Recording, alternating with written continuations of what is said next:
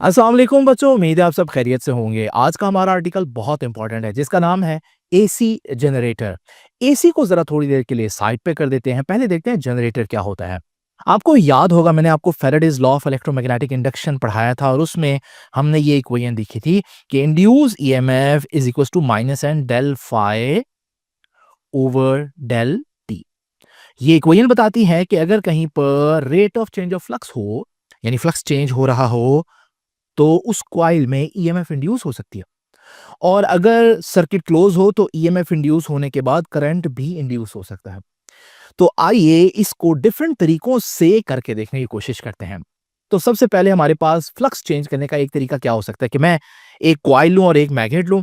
इस मैग्नेट को मैंने कॉइल के बहुत करीब रख दिया, इसमें से बहुत सा मैग्नेटिक फ्लक्स पास कर रहा होगा लेकिन एलईडी नहीं जली। ये क्या बात हुई? क्योंकि फैराडेज लॉ कहता है कि फ्लक्स नहीं, फ्लक्स का चेंज होगा तो ईएमएफ इंड्यूस होगी। तो फ्लक्स को कैसे चेंज किया जाए? इसके बहुत से तरीके हो सकते हैं और इसी की हम थोड़ी-सी ब्रेन एक्सरसाइज करेंगे। एक तरीका ये हो सकता है कि हम इस मैग्नेट को कॉइल के आगे-पीछे मूव करें। कभी फ्लक्स कम होगा, कभी ज़्यादा होगा, चेंज होगा ना, तो चेंज होने से ईएमएफ इंड्यूस होना चाहिए और क्योंकि सर्किट क्लोज़ है, एलईडी लगी हुई ना, तो इसका मतलब कॉइल क्लोज़ होगा, तो फिर हमारे पास ईएमएफ इंड्यूस होने के साथ-साथ करंट भी इंड्यूस होना चाहिए। तो आइए ज़रा इसको करके देखते हैं। तो मैं कॉइल को स्टेशनरी रखूँगा, मैग्नेट को मूव करूँगा। अरे! ये तो क्लियरली पता चल रहा है कि करंट इंड्यूस हो रहा है, एलईडी जल रही है एक लम्हे के लिए और करंट तब इंड्यूस होता है जब ईएमएफ इंड्यूस हो। तो यहाँ पर हम लोगों ने ईएमएफ बनाई है एक तरीके से। अच्छा, हम एक और तरीका भी कर सकते हैं क्योंकि यहाँ मैं मैग्नेट को मूव कर रहा था, कॉइल को रोका हुआ था। अगर मैं उल्टा करूँ, यानी कॉइल को मूव करूँ, मैग्नेट को रोक लूँ, तब भी तो फ्लक्स चेंज होगा ना कॉइल से। तो आप ज़रा देखते हैं क्या हमारे पास ईएमएफ इंड्यूस होती है? अरे! अभी भी ईएमएफ इंड्यूस हो रही है। इसका मतलब ईएमएफ इंड्यूस करने का एक तरीका ये हो सकता है कि मैग्नेट को आप रोक के रखें, कॉइल को आगे-पीछे मूव कर लें।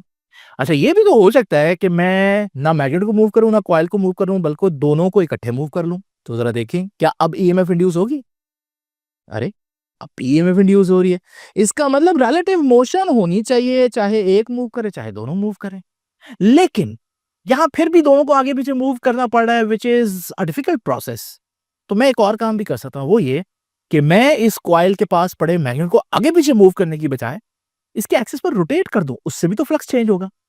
तो जब फ्लक्स चेंज होगा तो ईएमएफ इंड्यूस होनी चाहिए। चलिए करके देखते हैं। अरे! जब-जब मैं मैग्नेट को रोटेट करता हूँ, करंट इंड्यूस हो रहा है। यानी ये भी एक तरीका हो सकता है ईएमएफ को इंड्यूस करने का, राइट? लेकिन आप देख रहे हैं बार-बार मेरा हाथ थोड़ी देर के लिए रुकता है और फिर ईएमएफ जो इंड्यूस हुई है वो खत्म हो जाती है। तो कंटीन्यूअस नहीं है ये प्रोसेस। इसको कंटीन्यूअस बनाया जा सकता है अगर जो मैग्नेट है वो कंटीन्यूअसली मूव कर सके। तो उसके लिए हम क्या करते हैं, हम इसको हाथ से मूव करने की, रोटेट करने की बजाय इसको एक ड्रिल मशीन के साथ कनेक्ट कर देते हैं। देख रहे हैं? और जब मैं इसको ड्रिल मशीन के साथ कनेक्ट करूँगा, तो अब देखेंगे ये मुसलसल मूव करेगा, है ना? और जब जब मुसलसल मूव करेगा तो जो हमारे पास ईएमएफ है वो मुसलसल इंड्यूस हो रही है। तो ये आप लोगों ने देखा कि एक तरीका ये हो सकता है कि कॉइल इधर पड़ा हुआ है और मैग्नेट मुसलसल उसके करीब रोटेट कर रहा है। तो उल्टा भी तो हो सकता है कि मैग्नेट पड़ा हो, कॉइल को रोटेट कर दें। भाई बिल्कुल हो सकता है। तो अब देखिए मैग्नेट हमारे पास पड़ा हो और हमने क्या किया है, कॉइल के साथ एलईडी लगाई है और कॉइल को यहाँ पर रोटेट करेंगे। वो देखें जी, एलईडी जल रही है। तो अब ये आप देख रहे हैं फैराडेज लॉ काम कैसे कर रहा है। ये जो आपको मैंने इस वक़्त दिखाया है, ये Faraday's law of electromagnetic induction की एप्लीकेशन है। फ्लक्स के चेंज होने से हमारे पास ईएमएफ इंड्यूस हो रही है। लेकिन ये जो पर्टिकुलर सेटअप है ना कि मैग्नेट पड़ा हुआ है और दरमियान में कॉइल रोटेट कर रहा है मैग्नेटिक फील्ड के अंदर, इसी को हम कहते हैं जनरेटर। तो जनरेटर कोई बहुत नई चीज नहीं है, वो जो फैराडेज लॉ पढ़ा था उसी की एप्लीकेशन है। लेकिन इसकी आप जरा गौर से देखें हो क्या रहा है यहाँ पर। अगर आपसे कोई पूछे जनरेटर कर क्या रहा है, तो कॉइल रोटेट कर रहा है। आपको पता है रोटेशन जो है वो क्या होती है, वो मैकेनिकल एनर्जी होती है। तो कॉइल रोटेट कर रहा है यानी मैकेनिकल एनर्जी है और उससे क्या बन रहा है, वो देखें एलईडी जल रही है। इसका मतलब ईएमएफ इंड्यूस हो रही है, करंट बन रहा है व्हिच इज इलेक्ट्रिकल एनर्जी। तो this is what a generator do और this is how we define generator. तो जनरेटर क्या होता है, एक डिवाइस होती है, बड़ी सिंपल सी डिवाइस है जो करती क्या है, मैकेनिकल एनर्जी को इलेक्ट्रिकल एनर्जी में कन्वर्ट करती है। और किस असूल पर, किस प्रिंसिपल पर काम करती है, फैराडेज लॉ पर, कि जब जब फ्लक्स चेंज होगा ईएमएफ इंड्यूस होगी। तो जल्दी से हम जनरेटर की डेफिनेशन और जनरेटर का ये प्रिंसिपल आपके नोट्स में ऐड कर देते हैं, ठीक है? तो जनरेटर क्या होता है जी? सबसे पहले आपने देखा जनरेटर क्या होता है, ये एक डिवाइस होती है which converts mechanical energy into electrical energy. ठीक हो गया जी, इसे हम जनरेटर कहते हैं। ये किस प्रिंसिपल पर काम करती है, इसका प्रिंसिपल जरा गौर से देख लीजिएगा। ठीक है, किस प्रिंसिपल पर काम करती है, ये Faraday's law of electromagnetic induction पर काम करती है। ठीक है, और वो क्या कहता है, वो कहता है कि जब भी मैग्नेटिक फ्लक्स किसी कॉइल में से चेंज होता है तो क्या होता है, EMF is induced in the coil. तो उस कॉइल में ईएमएफ इंड्यूस होती है, हमने देखा। ठीक है, आइए अब हम जरा आपको एक बड़ी इंपॉर्टेंट बात बताने लगे हैं, ध्यान से आपने देखनी है। ये वो एलईडी है जो कॉइल के ऊपर लगी हुई थी, देखा आपने इस एलईडी को। एलईडी के बारे में एक बात याद रखिएगा, ये पोलैरिटी सेंसिटिव होती है। अभी मुश्किल सा वर्ड मैंने बोल दिया, इसका मतलब बड़ा आसान है। इसका मतलब ये है कि अगर आप इसको यहाँ पॉजिटिव देंगे, यहाँ नेगेटिव देंगे, करंट पॉजिटिव से नेगेटिव इधर फ्लो करेगा तो ये जलेगी। लेकिन अगर आपने पोलैरिटी रिवर्स कर दी, इधर पॉजिटिव दे दिया, इधर नेगेटिव दिया, अब करंट इधर से इधर जाएगा, ये ऑन नहीं होगी। यानी ये एक खास पोलैरिटी पर ऑन होती है, अगर पोलैरिटी रिवर्स कर दें तो ये ऑन नहीं होती, चाहे करंट मौजूद हो फिर भी नहीं होती। इसे कहते हैं पोलैरिटी सेंसिटिव डिवाइस है ये। तो जरा मैं आपको करके दिखाता हूं, तो आप लोग जरा जल्दी से देखें। अभी मैं इसको जोड़ने लगा हूं, देखा आपने, ये देखें ऑन हुआ ना। तो अगर मैं पोलैरिटी रिवर्स कर दूं, यानी पॉजिटिव को उधर ले आऊं, नेगेटिव को इधर ले आऊं, अब आप जरा देखिएगा, अब ये ऑन नहीं हो रही। देखा आप लोगों ने, इसका मतलब एलईडी जो है वो एक खास डायरेक्शन में करंट हो तो ऑन होती है, ऑपोजिट डायरेक्शन में करंट हो तो ऑन नहीं होती। ये मैं आपको क्यों बता रहा हूं, बताता हूं। ये देखिए जी, ये हमारे पास वही जनरेटर है। यहां पर मैं मैग्नेट को रोटेट करूंगा तो कॉइल में से फ्लक्स चेंज होगा, ईएमएफ इंड्यूस हो रही है। लेकिन एलईडी को गौर से देखें, कुछ नोट किया आप लोगों ने? अगर नहीं नोट किया तो अब मैं आपको बताता हूँ क्या नोट करना था। जरा फिर से आप लोगों ने देखना है, मैं इसको हाफ रेवोल्यूशन यानी मैग्नेट को आधा चक्कर दूंगा। ठीक है, तो जरा गौर से देखना है करंट बनता है कि नहीं बनता है। ये देखिए भाई, करंट बना है। आप कहेंगे क्यों? क्योंकि एलईडी ऑन हुई है। लेकिन अब हम क्या करते हैं, हम इसको बाकी हाफ चक्कर देंगे, उसमें भी फ्लक्स चेंज होगा ना, ईएमएफ इंड्यूस होगी ना, करंट इंड्यूस होना चाहिए। लेकिन जरा एलईडी को देखिएगा, एलईडी ऑन नहीं है। अब क्या हम ये नतीजा निकालेंगे करंट नहीं बना? भाई फ्लक्स चेंज हो रहा है, करंट तो बनना ही बनना है। तो इसका मतलब एलईडी ऑन ना होने की एक ही वजह हो सकती है, करंट कहीं ऑपोजिट डायरेक्शन में तो नहीं बन गया। यानी हाफ साइकिल के बाद करंट कहीं ऑपोजिट डायरेक्शन में तो नहीं बन रहा।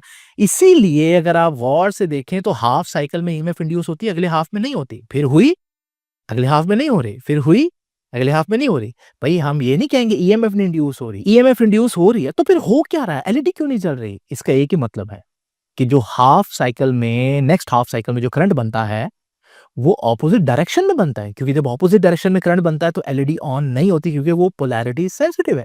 इसका मतलब हमारा जनरेटर जो है वो सिर्फ करंट इंड्यूस नहीं कर रहा, बल्कि वो ऐसा करंट इंड्यूस कर रहा है जो फर्स्ट हाफ साइकिल में जिस डायरेक्शन में इंड्यूस हो रहा है, सेकेंड हाफ साइकिल में बिल्कुल ऑपोजिट डायरेक्शन में इंड्यूस हो रहा है। ऐसा करंट एग्जिस्ट करता है, इसे कहते हैं ऑल्टरनेटिंग करंट, या शॉर्ट फॉर्म में कहते हैं एसी। इसका मतलब हमारा जनरेटर मैकेनिकल एनर्जी से इलेक्ट्रिकल एनर्जी बना रहा है, लेकिन जो इलेक्ट्रिकल एनर्जी यानी जो करंट वो बना रहा है वो ऑल्टरनेटिंग करंट है, ऑपोजिट डायरेक्शन करता रहता है, हाफ साइकिल के बाद डायरेक्शन रिवर्स करता रहता है। इसलिए जनरेटर को आज हमने क्या नाम दिया, एसी जनरेटर, राइट। तो एसी जनरेटर यानी जनरेटर तो कोई भी डिवाइस होगी ना जो मैकेनिकल एनर्जी को इलेक्ट्रिकल एनर्जी में कन्वर्ट करेगी। लेकिन मैं इसको एसी जनरेटर क्यों कह रहा हूं, क्योंकि ये क्या कर रही है, मैकेनिकल एनर्जी को अल्टरनेटिंग करंट में कन्वर्ट कर रही है, अल्टरनेटिंग करंट। इसलिए इसे अल्टरनेटिंग करंट जनरेटर या शॉर्ट फॉर्म में एसी जनरेटर कहते हैं। इसका दूसरा नाम अल्टरनेटर या डायनेमो भी इसे कहते हैं। ये बहुत इंपॉर्टेंट है, एक दफा क्वेश्चन आ गया कि right a note on dynamo, और बच्चों कहते हैं कि सर ये आउट ऑफ कोर्स क्वेश्चन आ गया, जनरेटर का दूसरा नाम था ये डायनेमो। ठीक है, लीजिए ये तो हमें पता चल गया कि जनरेटर एसी जनरेटर क्यों है। ठीक है, आइए अब जरा देखते हैं कि इस जनरेटर की कंस्ट्रक्शन को हम लोगों ने कैसे एक्सप्लेन करना है। भाई कंस्ट्रक्शन तो बड़ी सिंपल है, हमारे पास मैग्नेट है, नंबर वन ये एक परमानेंट मैग्नेट है। ठीक है, दूसरी क्या चीज चाहिए, जनरेटर के लिए एक कॉइल चाहिए। ठीक है, अब कॉइल कैसा चाहिए, जो अच्छा खासा करंट इंड्यूस कर सके। कब ज़्यादा करंट इंड्यूस करेगा? जब उसमें ज़्यादा नंबर ऑफ टर्न्स होंगी। ज़्यादा कॉपर की एक वायर ऐसे लपेटी ना हो, बल्कि बहुत सी टर्न्स हो। समझ लगी ना? चैप्टर 14 में हम लोगों ने पढ़ा। जब बहुत सी टर्न्स हो कॉपर की और उसके अंदर समटाइम हम आयरन का कोर डालते हैं ताकि मैग्नेटिक फील्ड और ज़्यादा स्ट्रांग हो, ठीक है? लिंकेज, फ्लक्स लिंकेज ज़्यादा हो जाए। तो हम क्या करेंगे, ये जो पूरा सेटअप है ना जिसमें अंदर एक लोहे का कोर है, आयरन का कोर है और उसके ऊपर बहुत सी कॉपर जो है ना हम लोगों ने इस तरह से लपेटी हुई है, इसे हम कहते हैं आर्मेचर। तो सिंपल में कहूँ तो कॉइल, लेकिन अगर टेक्निकली कहूँ तो ये क्या है? आर्मेचर। तो 2 चीज़ें होगी, परमानेंट मैग्नेट चाहिए, आर्मेचर चाहिए, फिर आर्मेचर को रोटेट करने के लिए कुछ चाहिए। जैसे यहाँ पीछे मैंने मोटर लगाई हुई है ना, वो आर्मेचर को रोटेट करने की। अब ये एक बड़ा अजीब-सा तरीका है करंट बनाने का, भला क्यों? क्योंकि मोटर से अगर मैंने घुमाना है तो मोटर को तो चाहिए करंट। देखो मैं मोटर को करंट दे रहा हूँ, फिर मैं कॉइल को घुमा रहा हूँ, फिर कॉइल से एलईडी जलती है मतलब करंट बन रहा है। ये क्या बात हुई? पीछे से करंट दे रहे हैं, फिर करंट बना रहे हैं। तो जनरेटर का काम ये नहीं है। जनरेटर का काम है मैकेनिकल एनर्जी से करंट बनाना। ये तो मैंने इसलिए मोटर पर लगाया ताकि मैं उसकी जो स्पीड है वो कम ज़्यादा कर सकूँ। तो इस कॉइल को रोटेट करने वाला या आर्मेचर को रोटेट करने वाला असल सोर्स कोई मोटर नहीं होगी। वो क्या हो सकता है वो मैं आपको बताता हूँ। जो एनर्जी आपके पास नॉन इलेक्ट्रिकल एनर्जी, करंट के अलावा कोई एनर्जी, मोटर को तो करंट चाहिए, मोटर नहीं होगी। तो कोई ऐसी एनर्जी जो करंट के अलावा हो, क्योंकि जनरेटर ने करंट तो देना है, तो करंट देकर उससे करंट लेने का कोई मकसद ही नहीं है। अब वो एनर्जी कौन-सी हो सकती है जो ज़ाहिर है हमारे पास अवेलेबल होगी। फॉर एग्ज़ाम्पल इस जनरेटर को देखें जो मेरे स्टूडियो में मौजूद है, मेरे पास इसको देने को और कोई एनर्जी नहीं है सिवाय मेरे हाथ की एनर्जी। तो मैं अपने हाथ से मैकेनिकल एनर्जी इसको प्रोवाइड करता हूँ और वो देखें बल्ब ऑन हो गया, यानी ये करंट बनाना शुरू कर दिया इसने, ठीक है? तो ये एक तरीका हो सकता है। अच्छा, इसी तरह इमेजिन करें एक और सिनेरियो। ये मेरे पास एक और जनरेटर है, इसके साथ ये एलईडी भी लगी हुई है। लेकिन यहाँ पर मेरे पास वाटर स्टोर है ज़रा ज़्यादा हाइट पर। जब वो वाटर ग्रेविटेशनल पोटेंशियल एनर्जी रखता है और नीचे गिरेगा तो काइनेटिक एनर्जी में कन्वर्ट होगा। तो क्या होगा? ये वाटर हिट करेगा टरबाइन को रोटेट करेगा। एलईडी को देखिए, देख रहे हैं? एलईडी ऑन हो रही है। इसका मतलब यहाँ पर हम करंट जनरेट कर रहे हैं। ये वो तरीका है जो डैम में इस्तेमाल होता है। पानी को ग्रेविटेशनल पोटेंशियल एनर्जी में स्टोर कर लिया जाता है और फिर उस पानी को रिलीज़ कर दें तो टरबाइन रोटेट करती है और आपको घरों को करंट मिलता है, राइट? इसके अलावा और तरीका हो सकता है, जैसे यहाँ पर देखिए, ये मेरे पास वही टरबाइन है और इसके साथ ये वो एलईडी लगी हुई है। अब ज़रा देखिएगा, मैं जैसे ही इस पर एयर ब्लो करता हूँ, फूँक मारता हूँ, तो टरबाइन रोटेट करेगा। जैसे ही टरबाइन रोटेट करेगा वो देखिए एलईडी ऑन होगी, है ना? अब ये वाला तरीका कहाँ इस्तेमाल हो सकता है? ज़ाहिर है जिन इलाकों में बहुत तेज़ हवाएँ चलती हों, तो वहाँ पर हम इस तरह की टरबाइन्स यूज़ कर सकते हैं और हम करते भी हैं। उन्हें विंड टरबाइन्स कहते हैं। बड़े-बड़े पंखे होते हैं ना, तो वो एक्चुअली में हवा की वजह से घूमते हैं, तो हमें इलेक्ट्रिकल एनर्जी मिलती है। तो देखिए, हम लोग अब कंस्ट्रक्शन को डिस्कस करते हैं नोट्स में। तो सबसे पहले है हमारे पास आर्मेचर। मैंने बताया कि आर्मेचर क्या होता है जी? वो नंबर ऑफ कॉइल्स होते हैं, कॉपर के बने हुए बहुत से कॉइल्स होते हैं और वो आम तौर पर एक आयरन सिलेंडर के ऊपर लपेटे होते हैं हम लोगों ने, उससे मैग्नेटिक फील्ड स्ट्रांग हो जाता है। उसको हम रोटेट करते हैं मैग्नेटिक फील्ड के अंदर, जैसे मैंने आपको दिखाया, इसे हम कहते हैं आर्मेचर, ठीक है? और फिर उसके बाद देखिए, हमें ज़ाहिर है एक अदद परमानेंट मैग्नेट भी चाहिए ताकि मैग्नेटिक फील्ड प्रोवाइड किया जा सके। और फिर मैंने आपको बताया एक मैकेनिकल सोर्स होगा कॉइल को रोटेट करने के लिए, और वो मैकेनिकल सोर्स क्या हो सकता है? वो स्टोर्ड रेन वाटर हो सकता है, जैसे डैम्स में होता है, मैंने अभी आपको करके दिखाया है ना? वो स्टीम हो सकती है, वो कोई और तरीका हो सकता है, ठीक है? अच्छा, अब ज़रा चलते हैं वापस अपने उसी जनरेटर पर। ये मेरा जनरेटर जो मैंने यहाँ स्टूडियो में बनाया है, वहाँ पर आपको नज़र आ रहा है कॉइल भी है, रोटेट होने को तैयार है। ये एक एलईडी है, आप सोचें ये वो कोई भी अप्लायंस है जो आपने अपने जनरेटर के साथ कनेक्ट करनी है, जिसको आपको करंट देना है। अब ज़रा देखिएगा होता क्या? मैं इस कॉइल को रोटेट करूँगा, क्योंकि रोटेट करूँगा तो मैग्नेटिक फ्लक्स चेंज होगा और ईएमएफ इंड्यूस होगी। लेकिन अब एलईडी कॉइल के ऊपर नहीं लगी, एलईडी ज़रा साइड पर पड़ी है, क्योंकि ज़ाहिर है हर चीज़ आप कॉइल के ऊपर थोड़ी ना लगा सकते हैं। एक्चुअली में तो चीज़ें बाहर होंगी। लीजिए इसको ऑन करते हैं। तो जैसे हम इसको ऑन करेंगे, अरे ये तारें तो उलझना शुरू हो गई हैं। ऐसा ही होना था ना? क्योंकि जो दोनों टर्मिनल्स हैं कॉइल के, वो कॉइल के साथ रोटेट करेंगे। जब वो कॉइल के साथ रोटेट करेंगे, ये पूरा सेटअप तो ऐसे ही बर्बाद हो जाएगा। अब क्या करें? मसला समझ में आया आप लोगों को? करके दिखाने का मकसद ये था आपको पता चले कि ये इतना काम आसान नहीं है। अगर आप कॉइल को रोटेट कर रहे हैं, तो टर्मिनल साथ-साथ रोटेट करेंगे। उसके साथ कुछ भी जोड़ेंगे, तो वो तो घूमते जाएँगे, लिपटते जाएँगे आपस में, तो ये सारी चीज़ बर्बाद हो जाएगी। इसका क्या हल निकालें? अब इसका हल मैं आपको बताने लगा हूँ। ये देखिए मेरे पास एक रियल जनरेटर है और ये वो आर्मेचर है, वो कॉइल है जिसने रोटेट करना है ना? ज़रा यहाँ पर आपने देखना है। यहाँ पर आपको एक चीज़ नज़र आएगी, मैं आपको थोड़ा-सा ज़ूम करके दिखाता हूँ। ये देखिए, ये आपको 2 रिंग्स नज़र आ रहे हैं, ठीक है? बाद में आपको 3D में भी दिखाऊँगा। एक रिंग ये है, एक रिंग ये है, ठीक है? अच्छा, अब ज़रा गौर करें, ये आपको नज़र आ रहा है यहाँ कॉइल का एक एंड इधर जोड़ा हुआ है और कॉइल का दूसरा एंड इधर जोड़ा हुआ है। देख रहे हैं आप लोग? तो ये जो मैंने कॉइल के एंड्स यहाँ पर कनेक्ट किए हुए हैं, इसका फ़ायदा पता है क्या होगा? ये दोनों रिंग्स जो हैं, कॉइल के साथ-साथ रोटेट करते रहेंगे। ये देखिए, ये मैं इसको रोटेट करता हूँ, ये देखिए। कॉइल ने तो रोटेट करना ही करना है, लेकिन वो जो दोनों रिंग्स हैं, वो भी उसके साथ रोटेट हो रहे हैं। अब इसका फ़ायदा क्या होगा, वो मैं आपको बताता हूँ। तो हमने कॉइल के दोनों टर्मिनल्स के साथ रिंग्स जोड़ दिए हैं और वो अब उसके साथ रोटेट होंगे। अब फ़ायदा ये होगा क्योंकि रिंग्स बिल्कुल स्मूथ हैं, तो अगर मैं अब यहाँ से करंट लेना चाहूँ, तो वो जिस तरह से पहला पूरा सेटअप बर्बाद हो गया था, वो काम किए बगैर यहाँ हो सकता है। तो मैं क्या करूँगा, देखें दोनों टर्मिनल्स जो गैल्वानो के साथ मैंने कनेक्ट किए हुए हैं, मैं कॉइल के टर्मिनल्स के साथ नहीं जोड़ूँगा, क्योंकि वो तो फिर लपट जाएँगे उसके साथ। मैं क्या करूँगा, कॉइल के टर्मिनल्स के साथ जो मैंने रिंग्स जोड़े हैं, ये जो आपको नज़र आ रहे हैं यहाँ पर ये, जो रोटेट भी कर रहे हैं उनके साथ ही, इनके साथ मैं दोनों टर्मिनल्स लगाता हूँ और अब मैंने दोनों टर्मिनल्स लगाए, देखिए गैल्वानो को करंट मिल रहा है और कुछ भी यहां बर्बाद नहीं हो रहा। देखा? इसका मतलब ये तो बड़ी जबरदस्त चीज हुई। इसका फायदा क्या हुआ रिंग्स लगाने का? रिंग्स क्योंकि सिलिंड्रिकल है, स्मूथ है, तो उनके ऊपर अगर मैं टर्मिनल लगाऊं तो वो स्लिप करते रहेंगे, लेकिन आपको करंट मिलता रहेगा, गैल्वानो को मिल रहा है। इसी वजह से इन रिंग्स को हम स्लिप रिंग्स कहते हैं। तो स्लिप रिंग्स क्या होते हैं? वो जो कॉइल के टर्मिनल्स हैं, उनको हम स्लिप रिंग से कनेक्ट कर देते हैं। एक को एक स्लिप रिंग के साथ, दूसरे को दूसरे के साथ। इसको हम आर और आर डैश का नाम देंगे आपकी बुक में। तो जब कॉइल घूमेगा, स्लिप रिंग्स भी घूमेंगे। तो क्या मसला हल हो जाएगा? भाई स्लिप रिंग्स अगर घूम रहे हैं, मसला तो अभी भी है, लेकिन क्योंकि वो स्मूथ है, तो उनके ऊपर अगर टर्मिनल लगा भी दिया जाए, तो भी वो स्लिप होता रहेगा और आपको करंट मिलता रहेगा। ऐसा जबरदस्त तरीका है। लेकिन हम इसका एक और हल भी कर सकते हैं, ठीक है? हम क्या करते हैं, बजाय हम अपने टर्मिनल्स डायरेक्ट स्लिप रिंग्स के साथ इस तरह से जोड़ के रखें, ये डेंजरस हो सकता है, तो हम क्या करते हैं, हम स्लिप रिंग के साथ कोई और चीज जोड़ते हैं, ठीक है? तो ये देखिए, स्लिप रिंग्स हैं, हम टर्मिनल्स को जरा थोड़ी देर के लिए साइड पे कर देते हैं। ये देखिए, ये दो चीजें मैंने एक स्लिप रिंग के साथ और ये दूसरा दूसरे स्लिप रिंग के साथ जोड़ दिया। अब क्या होगा, वो सारा करंट इन दो चीजों को मिलना शुरू हो जाएगा और ये दो चीजें स्टैटिक है, जो मैंने अब जोड़ी वो स्टैटिक है। मैं उनके साथ टर्मिनल लगा सकता, लीजिए, एक टर्मिनल लगाया, अब दूसरा टर्मिनल लगाया और अब देखें गैल्वानो पर करंट आ रहा है और अब कोई भी मसला नहीं हो रहा, वो वाला पहले वाला है ना, टर्मिनल भी कनेक्ट हो गए और टर्मिनल लिपट भी नहीं रहे। क्यों?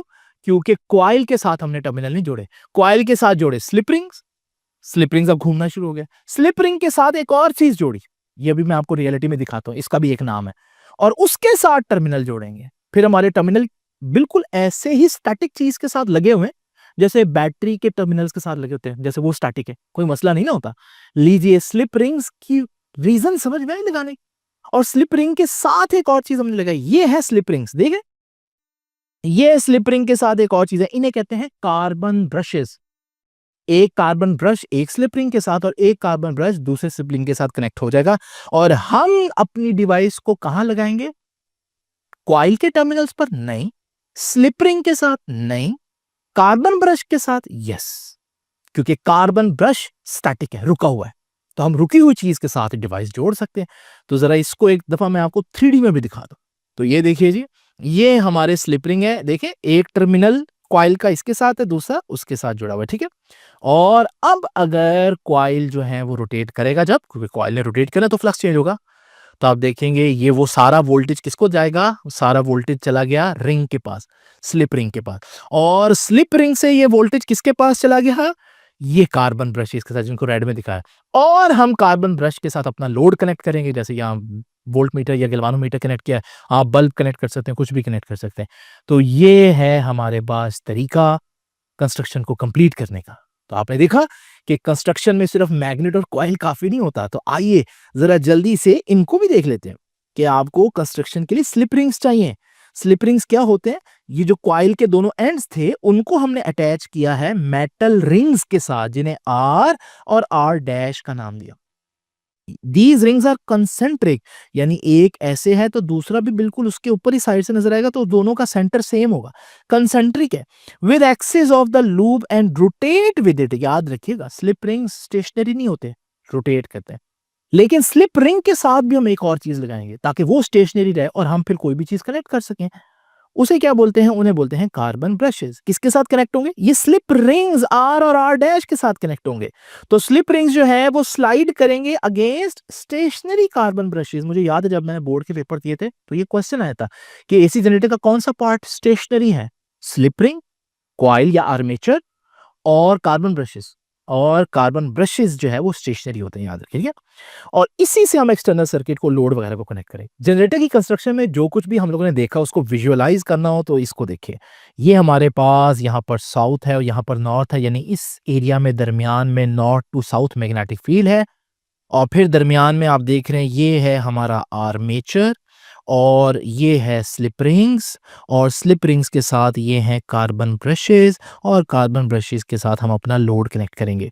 और अगर इस पूरी स्टैटिक चीज़ को आप देखना चाहे काम कैसे करेगी तो ये इस तरह से काम करेगी। ये कॉइल रोटेट करेगा और इसके रोटेट करने से वो देखिए हमारा बल्ब जो है वो ऑन हो रहा है। यानी ये है एसी जनरेटर की पूरी स्कीम। लेकिन जाहिर है बुक जो है वो इस तरह की डायनामिक डायग्राम तो डाल नहीं सकती, तो बुक में आपको इसी की एक रुकी हुई शक्ल नज़र आएगी और वो कुछ इस तरह से होगी। यहाँ पर भी वही बीच में आर्मेचर है, देख रहे हैं ना आप? ये आर्मेचर है, ये स्लिप रिंग्स हैं, ये कार्बन ब्रशेज़ हैं और ये हमारे मैग्नेट्स हैं और यहाँ लोड को करंट मिलेगा, ठीक है नी? तो वो एक डिफरेंट व्यू से दिखा रहा है, लेकिन इस डायग्राम को आप लोगों ने ध्यान से देख लेना है, इसको बनाना भी आपको आना चाहिए, ठीक है? तो यहाँ कंस्ट्रक्शन कंप्लीट हुई है, लेकिन अब भाई हमारा लेक्चर कंप्लीट नहीं हुआ। अब नेक्स्ट लेक्चर में हम देखेंगे कि जनरेटर की वर्किंग कैसे होती है, ईएमएफ कैसे इंड्यूस होती है और वो ईएमएफ हम कैसे डिराइव कर सकते हैं। तो आपसे भी इंशाल्लाह मुलाकात होगी नेक्स्ट लेक्चर में, तब तक के लिए अल्लाह हाफ़िज़।